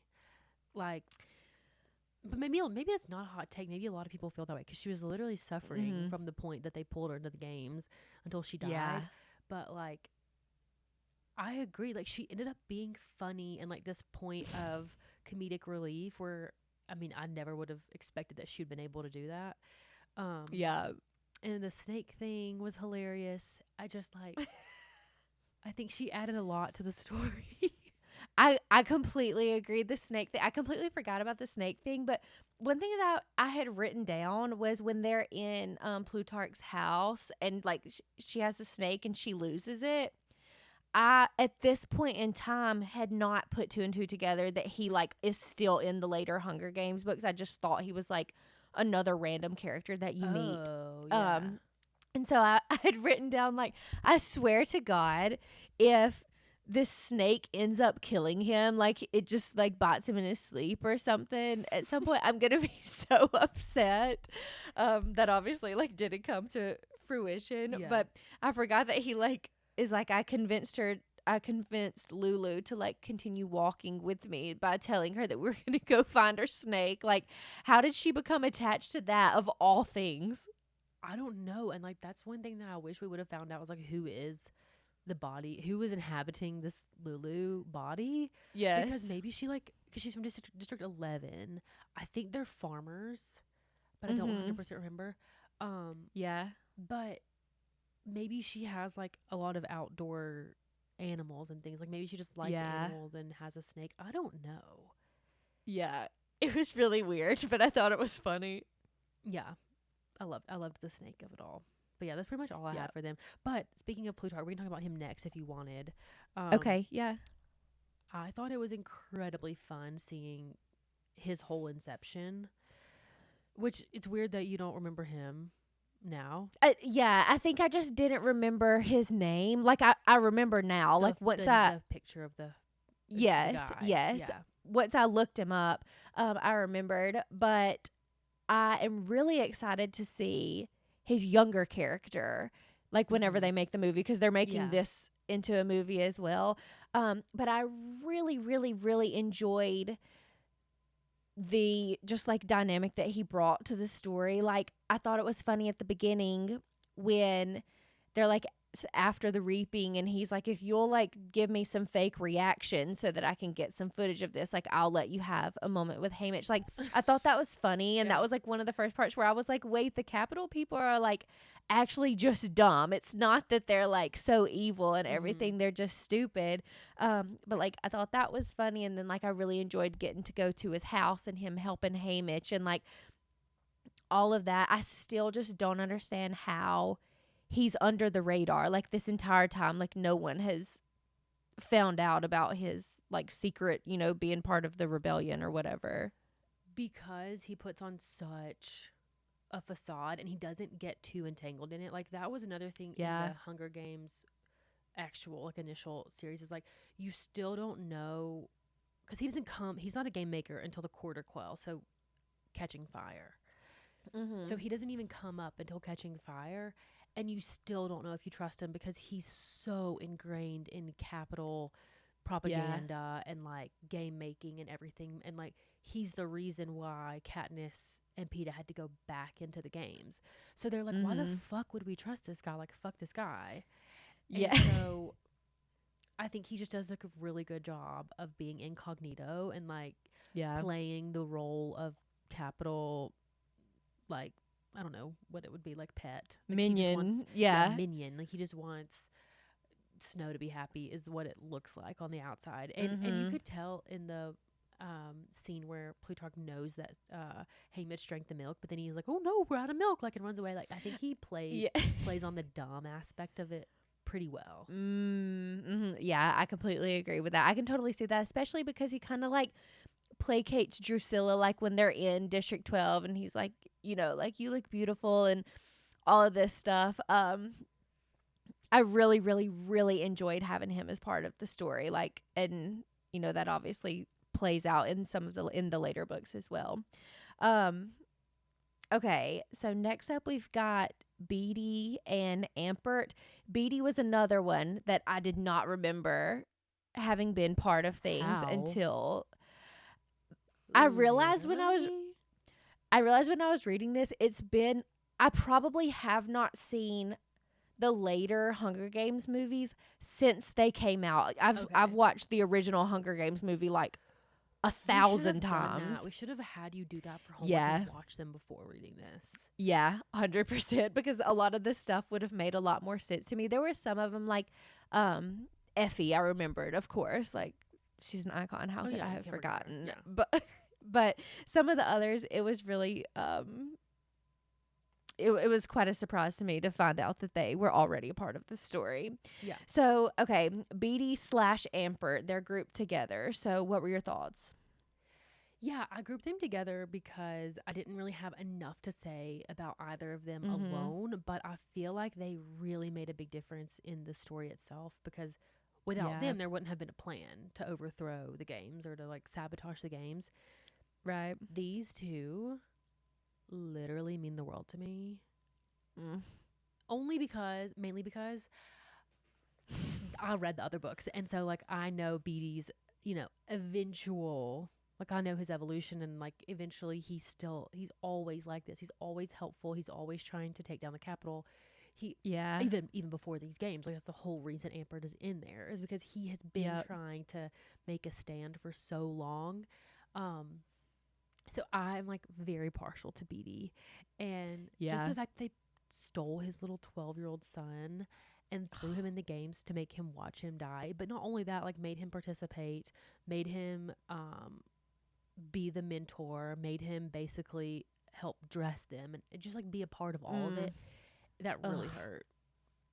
No, it was really, really hard. And I can't even imagine having to go through that. But like, I think that it kind of says a lot. Like, Beatty had a lot of faith in Amber. Like, he's only 12 years old, but he's trusting him to carry this out. And he kind of just like knows this is part of Snow's game. Like, he's going to punish him by doing this. Yeah. You might as well make it worth it. And like, I'm sure that's really, really difficult to do, especially with your 12-year-old son. It's not like Amber has like, you know, a fully formed frontal lobe and like understands this, but Amber is First of all, none of obviously these a characters really do. That's the age of 24, but continue. right, right. But Amber is like really, really smart, and it's a shame that he had to die because it seems like he would have been quite valuable, you know, like moving forward with capital stuff or whatever the hell they wanted to do with him. He seems like a real go-getter. Like, he's the one who started forming the alliance and everything. It really just, it sucked. And it sucked to read about it even when you very first meet him, because you're like, obviously this kid's going to die. Yeah. So. Yeah, exactly. And they kept saying it in the book, but he really does like portray himself as a lot older than 12. And he's just like very competent. And yeah, Beatty just has a lot of trust in him. It's just crazy what they were able to pull off. Like taking all of those tokens and modifying them to be useful, and then getting like all of the information into Haymitch somehow. And it just, all of it was so crazy, but so well done. Like, these two, we owe them everything. And I'm so happy for BD and his wife, because they have a baby on the way. But really sad stuff. Yeah, no, I completely agree. And then for Amber, like, what a bad way to die. Like, God, it really kind of fucked me up reading about it, and I will simply not be able to watch it whenever they make it in the like, I'm not going to be able to. That's going to be one that's going to like turn my stomach. I'm going to have to look between my fingers. That was really sad. Yeah, it was. He was the first one that died in the arena that I was like, oh fuck, that sucks. I know. Yeah, same. Especially the way that it happened. Like, you really think that they're going to get away with this and like survive it, and then Haymitch, it's like Haymitch wasn't with him for 15 seconds, and all of a sudden this goes down. It was tough. Okay, the last person that we have on our list is Snow. I can't imagine that you have anything to say besides like, fuck this man. But in the words of Brittany from Vanderpump Rules, raw in hell. Like, what the fuck is wrong with this man? But genius. Absolutely. Genius. Absolutely. Yeah, he is. How did he know about the gumdrops? Like, you haven't even seen evil until the gumdrops happen. Like, you think you have.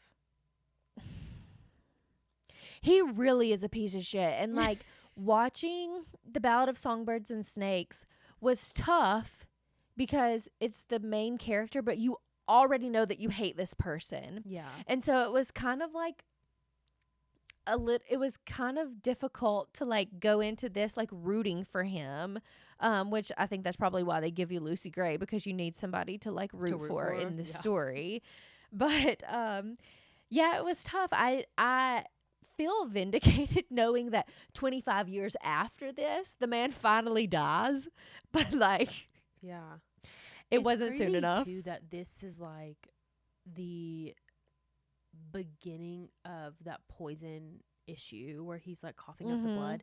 He just deals with that for like years and years and years. That's crazy. Yeah, I thought the same thing. But I had something else to say about Snow, and it's like slipping my mind. Oh, so I have something kind of dumb to say, but like, whenever I first started reading Ballad of Songbirds and Snakes, like, it had been so long since I read Hunger Games, because it was literally in high school. Yeah. And I read this one when I was in medical school, so it was, what is that, 6 years later? Okay, so I'm reading it. I'm like, this is really good. And like, it took me probably 4 chapters to figure out that this was about Snow, because I was like, that name, like Coriolanus or Coriolinus or whatever it is, that sounds so familiar, but I can't put it anywhere. Like, And then I Googled it and I was like, are you fucking kidding me? Yeah. That's really funny. I guess I don't know like what your journey was to it, but I like obviously knew like because that's what they tell you. Like, Yeah. this is the story of President Snow. So I don't think Yeah. that I ever like didn't know that, but that's really funny. Yeah. So what happened to me was I was at, where was I? I guess I was like outside of a Barnes and Noble, and there was like a Suzanne Collins Ballad of Songbirds and Snakes like poster. Didn't say anything Mm. about who it's about. I'm like, oh, sick. Yeah. That'll be out like in a few months. And then I just never went back. And then when we moved to Birmingham, that was when I was in Orlando. Then we moved to Birmingham, and I was bored in medical school one weekend. I think it was like over Christmas break, and I was like, I need to go like read a book or something. And I remembered that Suzanne Collins had come out with this book. Keep in mind, I hadn't read a book except for college, which was like those. Do you remember the Last Star, like the Alien book, or not the Last Star? No. The Fifth Wave was the first one. No. The Fifth Wave. It had that movie that flopped. Ash, I read Twilight. Fast forward, I read Reminders of Him, Colleen Hoover, like 3 years ago. Ooh, you started off with Reminders of Him. Okay, anyway, so it had like that Chloe girl. Oh my God, what's her name? Chloe like Moritz or something. Okay, I know who she is. Ash, I don't know the book. Like, I'm not gonna know it. What? Chloe Grace Moretz. Wow, what a flop. Yeah. Okay, so anyway, it's an alien book. It's really good. The movie was terrible, but the book is good. Okay. I'm like, I need to find something like that to read. And I just like, we went to Barnes and Noble, and like there it was sitting out. And like, again, like I have not seen a commercial. I have not heard anything about it. I'm not in the book community. So I just grabbed it. And then like all of a sudden I'm like, that name sounds familiar. And then there's like a chapter, maybe it's like chapter 3 or something, where it's like snow lands on top. And I'm like, snow. This is about snow. Like, what the fuck? Okay, and like this is one of the downfalls of being a girl who doesn't want to know anything about a book going into it and not reading a book synopsis. However, at that point in time when you were in medical school, like TikTok maybe was a thing, but it was not then what it is today, where Yeah, there's you're this huge like book talk community. Like now I'm like, how the fuck did people know what to read? Like Yeah. before TikTok, I think really they don't literally know. Just like went to Barnes and Noble and looked at covers and like picked something out. Yes, exactly. That's really funny, but like honestly, I can't blame you, because if I certainly did not know until it was already out as a movie, Yeah. who it was supposed to be about. So can't really fault you. Okay, so that wrapped us up on our characters. Now it is time for us to play favorites. And we will start off with favorite character. Okay. And I'm confident that we picked the same one. So do you want to say it together on 3? Yeah, let's do it. Okay, ready? 1, 2, 3. Maisley. Maisley. Yeah. Of course. Exactly.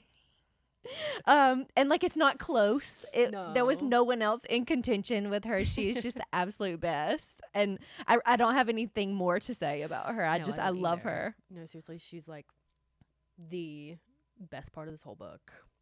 Agree. She's an it girl. Okay, so okay. now what do you? Oh, Go ahead. now we'll do favorite scene. What do you got? Okay. Should come as no surprise that mine stars none other than Maisley, but the mock interview where she eats Drusilla up, telling her that she looks like a peppermint stick nightmare and that all the money in the world won't buy good taste. And Drusilla's like, "Are you done?" She's like, "Oh, I'm just barely getting started." Like, I love her so much. She's so quick-witted. Mm-hmm. And what does it matter if she looks ugly? Like, it does. You're literally going to die, but she's still concerned about what everyone's wearing. I love her so much. Me too. I think that's the beacon in this book, is that like no matter what, Maisley's gonna like fucking insult somebody. And it cracked me up for so long, but then like it actually was really memorable whenever he and Hamish and Maisley had like done the picnic. She like set out this picnic, made a big thing, and it was like it really does make them seem so human, because they're just like, at the end of the day, they're just girls, out there having a picnic. Yeah. But they're about to die. And so Yeah. I think that makes it so much more relatable. It's like all she wanted to do was be herself and be, Yeah. a teenage girl judging other people and like, Who doesn't want to be that? right. And so it's like at the end of the day, like she's reminding everyone that they are people too. Just because they're District 12, just because they are minors, doesn't mean that she doesn't have style and taste and isn't just as Right. human as these people in the Capitol, if not even better than them. She's absolutely better than every single person in the Capitol, and Yeah, I like agree. it's not even a question. Okay, what about you? What was your favorite scene? Okay, my favorite scene was when they were all at Plutarch's house and they were filming the diss track on the on the careers. Whenever it was like all foam and no beer. And then what does Mason say? She says something like, so last season or something like something about them being ugly. And then Lulu is like all bark no bite, and the snake is like, and like Plutarch is like, oh yeah, I'm gonna like this is gonna be the best commercial of all time or whatever. I love that. I really, really, really, I can't wait for the movie to come out. Like, and normally I wouldn't say that, but it's just like we already know that the movie is gonna be filmed, and I cannot wait to see some actor like bring these characters to life. Yeah. I'm obviously going to enjoy it so much more now watching the movie since I've read the book. It really is a gorgeous experience to like have that to look forward to. So yeah, that scene was really funny, and I had actually completely forgotten about crazy. that. It was because it was the night before. I mean, they just done their interviews, and it was the night before Yeah. they have to actually go, and so it felt like a big morale boost before they have to like actually go get into the games. So Yep, love exactly. that scene. Okay, so now that we've Yep. done favorites, let's talk some shit. Who was your least favorite character? And I can guarantee we have the same one on this one too. Maybe not. I don't think so. Okay. Who do you have? I put Lenore Dove. Oh my god. I just really you're think just a hater. You're such a hater. Go ahead. I really think that the Cubby are freaks. Like, I support their mission. I really, really do. I would never in a million years want to be associated with these people. Like, I just think that they're all horse girls. I can't explain it. Okay, let me spell something out for you. To be a horse girl insinuates some level of wealth. These people have nothing. I don't have that interpretation of horse girl. Do you know how much it costs to have a horse? Yeah, I do. I'm thinking of the Okay, let me give some color to like what I would say is a horse girl. To me, the horse girl is the girl in elementary school who was obsessed with horses. Mhm. She didn't own a horse. She just Okay. liked horses and would like pretend to like ride a horse and like had You are horses talking on her about shirt. The girls and guys who do the fake horse races now, like they like gallop on. Yeah. Okay. Yeah. That's not a horse girl, but I Yeah. see what you're saying. That's really, they give that That's energy the to me. essence They're of your- just okay. yeah, like they're just kind of like grifters. And like another thing that I've stated on this podcast multiple times is like anything having to do with music really puts me off. Like it's such an ick to me if a guy plays a musical instrument and the covey is like a bunch of people. They're like all into like songs and music and stuff. I think people like that are weird. And I'm really sorry. Like this is actually offensive what I'm saying, and I don't Yeah, it mean is. to offend people.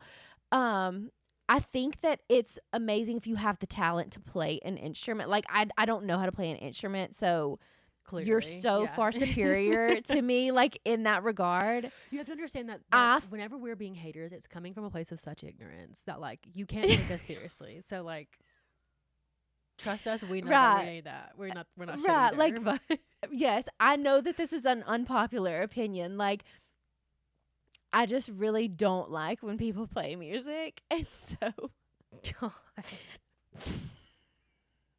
That's where I'm coming from. Okay. Put that down as like top worst things that you've ever said on the podcast. Yeah, no, I completely agree. Like, no one, everyone just turned this podcast off, so I'm sorry. Seriously, skip forward. Picking Lenore Dove as your least favorite character is diabolical. Like, are you serious? She's literally such a free spirit. She's such a rebel. She literally spray painted like "fuck the Capitol" across the middle of the street. She undermines them at every chance that she gets, but they still hire them to play at their events. Like, yeah. that is so Again, I support embarrassing. their mission. No. I think that No, they're you don't. what they're trying to You're do a is Capitol good. I sympathizer, and I just can smell it. You hate poor people. have I been Okay, I'm outed? sorry, No, I'm just sorry. I'm just no. I really like I'm I sorry, said I'm with that done. as someone who's like entirely middle class. Like, I support their mission. As someone who like actively hates our own government, like, it's fine. Yeah. I support the mission. It's really the music of it all. It's the grifter of it all. It's the free spiritedness of it all. The Enneagram 1 and the free spirit Venn diagram, like, they don't touch. They can't even see each other. Their Yeah. eyes are pointed in two different Yeah. directions. So, yeah, I think I think you hit the nail on the head there. Yeah. Okay. That What is so about you? Who funny. was your least favorite character? Drusilla, how could it literally not be? It's literally Maisley's ops.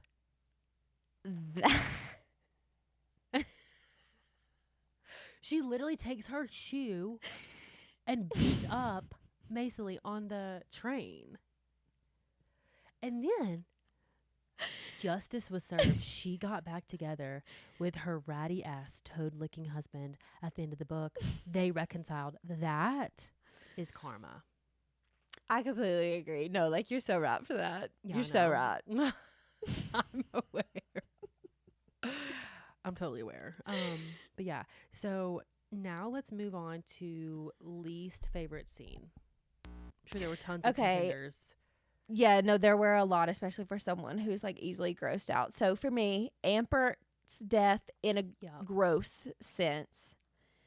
Maisley's death in a heartbreaking sense. And I don't feel like I'm really like, saying anything groundbreaking here. There's no need to reinvent the wheel whenever the characters are dying. Like, I think Right. it's okay to pick these. Exactly. Maisley, like, really, she'll go down as like one of my top worst character deaths of all time because I loved her so much. Liam is rolling over in his grave. No, Liam. Oh gosh, there's another one that I would say, but there's quite a lot of people who are still reading Throne of Glass. Oh. But if you have read Throne of Glass, then you know. Mhm. Anyway, yeah, it was tough. What about you? Okay, so I have two. The first one is the victor's celebration. I forgot what it's called, but like after he wins and he has to go like do an interview in front of everyone, and they basically recap the games, and he's watching in real time how they manipulated all of the footage to make it seem like he was only out for himself and didn't have any of his friends' backs, and just realizing that he kind of came off as an asshole to like the rest of the districts and probably his own family. That really hurt me. No, that actually made me sick to my stomach. Like, that actually made me feel nauseous. Yeah, that was tough. And then the other one is just like the entire ending. Like, from the part where his family dies to the part where he meets Katniss, or like Katniss returns. That whole saga, which is not that long. I think it's like a chapter, but like, watching him slowly devolve into like just this loner who drinks all the time, who doesn't have a reason to live. Like, he would have been better off dying. Oh my God. No, it was actually making me feel physically sick, especially when he like is out in the woods, just like yelling for Lenore Dove, just like calling her name. And then finally, I think it's Burdock is like, I'll show you where she's at. Like, just stop it. Yeah. I would be fucked up too. It's Yeah. really, really, really hard to experience. Yeah. And the whole, like, he threw those stones at Burdock and the other girl, like, because he didn't want them to come around anymore, because he seriously thinks that, like, if he ever finds happiness. Again, the capital will kill whoever's making him happy. So Mm. I get it, but it was really hard. Yeah. That was tough. That's a really good least favorite scene. Yeah. Least favorite saga. Yes, exactly. Okay. Last thing on our list, well, second to last thing on our list is hot takes. Did you have any? Okay, so I was really happy when Lulu died, which was apparently, I think a lot of people might agree with me on that one. Mm. My second hot take, enough of the Shakespeare. Like, we get it. The Raven, quoth, whatever, like, nevermore. Like, we heard him. I think that we could have gotten the poem idea across with one line, 2 lines of the poem. Like, whatever Haymitch was feeling, and whatever, like, song, which I guess the Covey sing this whole entire fucking 2-page long poem as a song. Yeah.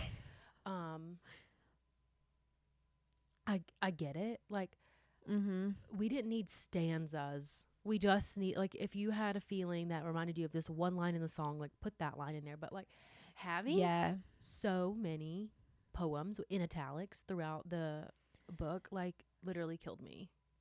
And not even so many poems, the same poem over and over again. That's true. Yeah.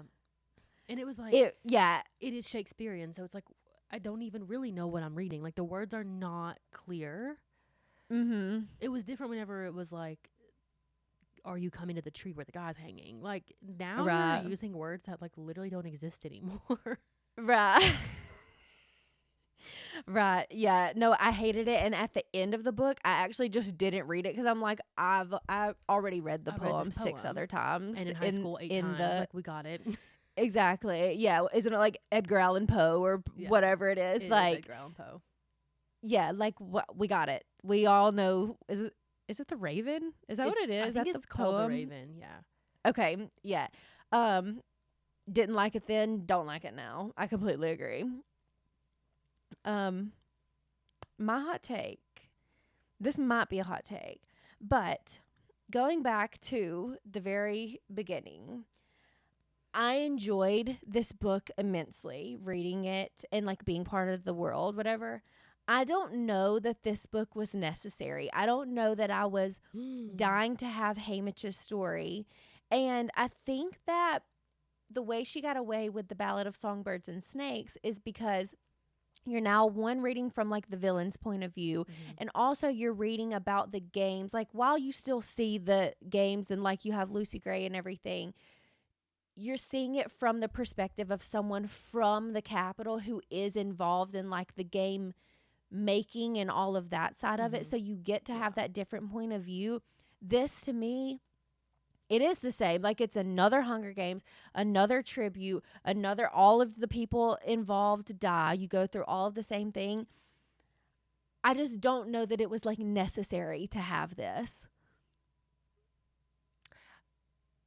I don't think that you're wrong, but I'm very glad that we do have it. Like, I think I think none of them were necessary. Like, I don't think Snow's story was necessary. I don't think this one's necessary. But as we stated earlier, like, this is the world that gives Suzanne Collins her paycheck. And so she's got to find a way to make it happen. I'm just glad that we got Haymitch's point of view instead of someone random. No, I completely agree with that. And again, like, I enjoyed the story. Like, I think that it's also really nice because now the people that are reading this book we're older now. Like, it's all the people who read these books when we were in middle school, high school, maybe college. So it almost like you have that nostalgia factor and like you get to be part of this world with new content again. But yeah, I don't think that it was like, I don't think that anybody was sitting around thinking like, God, if only she would write Haymitch's story. I don't think that people were doing that. But the thing is, I found myself like just so happy to get a context because we only know him as the drunkard and we don't really know why. Right. Right. And the thing is, like, there's a bunch of other tributes in Catching Fire that I'm really interested in, but we kind of get their backstories in Catching Fire. Yeah. Absolutely. I do agree with you. I definitely should have rewatched the series before. Yeah, I think that would have helped just give more context. But Yep. Absolutely. so yeah, I'm gonna let you have that. I'm not gonna Okay, thanks. roast you too bad for your hot take. What were your Okay, final ratings? so my final rating, obviously 0 chilies. This is a young adult book.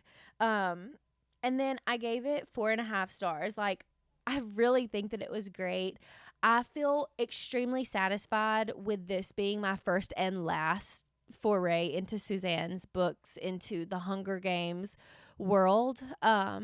I really enjoyed the experience, but like, I don't know that I will read any of the others, especially if they're going to be from like such a young point of view. I just didn't enjoy it. And I'm also like not in the business of reading depressing books, ergo the reason I read like strictly romance. So I don't think that's like a surprise to anyone. What about you? What were your ratings? No, that's totally fair. I could not decide if I wanted to give it 4.5 or 5 stars because I just think that I'm clouded by my obsession with the Hunger Games, but I also think this was so well written. I really didn't have a lot of like negative things to say about the writing style outside of the Edgar Allan Poe of it all. And the thing is, would I read it again? Probably not, because it was so depressing. So I'm gonna leave it at 5 just because I'm just so happy with it today. Yeah. But like when the movie comes out, find me sat like first night. Yeah. Like, can we have a midnight premiere? Absolutely, we have to. So yeah, again, no chilies. Why would we have? Yeah. Right. But yeah, so that's pretty much all we have for our book. Do you want to discuss what we have coming up for May? I would absolutely love to, you guys. I'm so excited about this. And I think like we're probably going to do this every year at this time because this is when she comes out with her books. But I'm just, for some reason this year, extremely excited. So our book for May is Great Big Beautiful Life by our absolute queen, Emily Henry. I cannot wait to see what she's got in store for us this year. I wish I could express how excited I am for this book. Just to have something light and fun, and you know it's going to be good. Oh my God. I'm so ready for that. Yep, I know. Same. And I accidentally saw that, I won't tell you, but I did see like what kind of like the premise of the book is. I think it might feel a little repetitive. Okay. But that's romance. Nevertheless, yeah, no. I'm so excited. Emily is like, what is she? She invented the summer read, the beach read, the rom-com of the summer. And now with the weather getting so sunny and happy, I just need something light and fun. Yes. And that I know is going to be good. Yes, absolutely. Oh, one thing that I wanted to mention.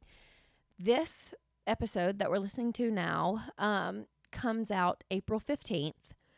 This book does not come out until April 22nd, so we have a week. However, this month we have 5 weeks between episodes.